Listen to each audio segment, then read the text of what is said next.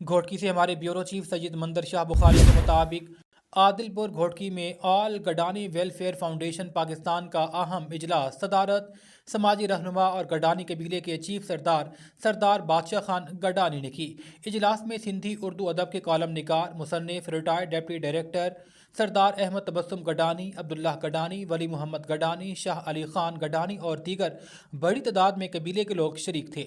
طویل اجلاس میں گڈانی برادری کے اتحاد اور اتفاق اور مسائل کے حل کے لیے اہم فیصلے کیے گئے۔ سردار بادشاہ خان گڈانی نے کہا کہ آپ کے ساتھ ہوں، ہر معاملہ حل کریں گے۔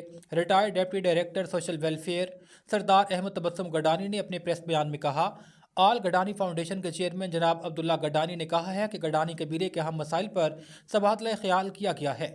گھوٹکی میں بڑی تعداد میں یہ قبیلہ آباد ہے، قبیلے کی ووٹ بینک زیادہ ہے۔ آئندہ ہر الیکشن میں گڈانی قبیلہ اپنا امیدوار ضرور کھڑا کرے گی۔